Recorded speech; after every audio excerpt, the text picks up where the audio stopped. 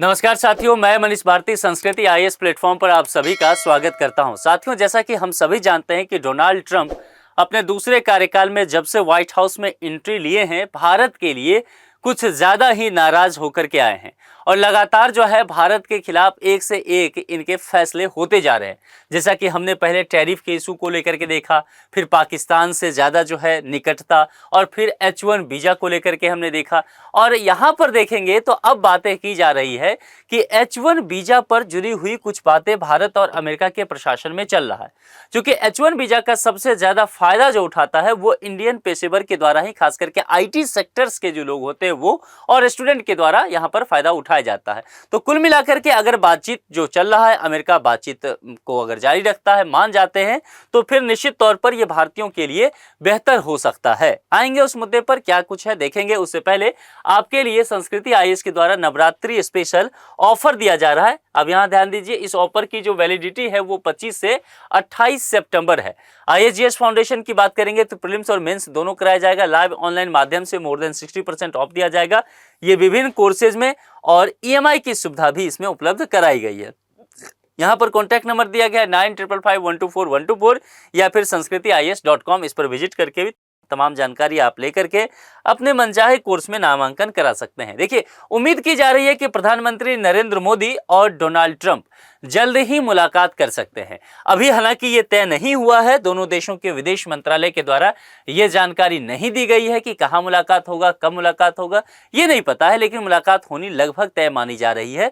उसमें इन सब चीज़ों को लेकर के बात किया जा सकता है, और उसमें यह भी कहा जा रहा है कि वो जो 25% एक्स्ट्रा टैरिफ इंडिया पर लगाया गया है उसे भी खत्म किया जा सकता है। फिलहाल यहाँ पर H1B वीजा पर देखते हैं। डोनाल्ड ट्रंप के फैसले के बाद से ही वहां काम करने वाले जो भारतीय पेशेवर हैं बहुत परेशानी में हैं, लेकिन अब विदेश मंत्रालय के बयान आने के बाद थोड़ी सी राहत की सांस वो ले सकते हैं। विदेश मंत्रालय के प्रवक्ता कौन है?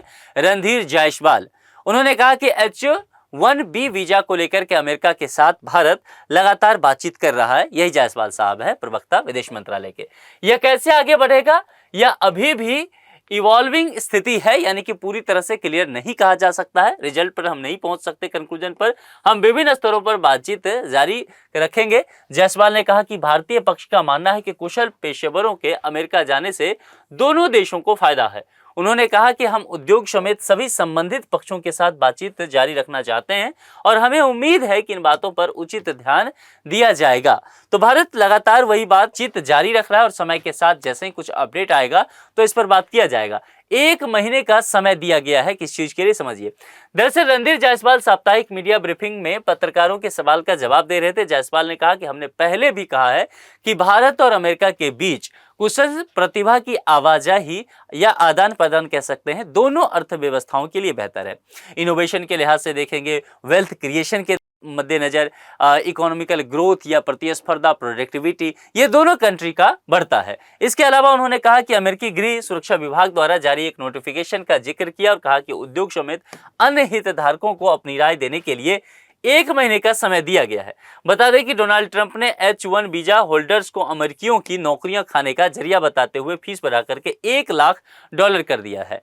यानी कि आप H1B वीजा ले सकते हैं, लेकिन अब आपको बहुत एक तरह से कह सकते हैं कि भारी भरकम रकम चुकानी होगी। $1 लाख तक का देना होगा। और इस फैसले के बाद से ही अमेरिका में काम करने वाले जो प्रवासी हैं वो पैनिक उनमें आ गया। हालांकि बाद में अमेरिकी प्रशासन की तरफ से स्पष्ट किया गया है कि यह फी केवल एक बार ही ली जाएगी और यह केवल एक नए वीजा एप्लीकेशन पर लागू होगी। H1B वीजा में सबसे बड़े लाभार्थी कौन है?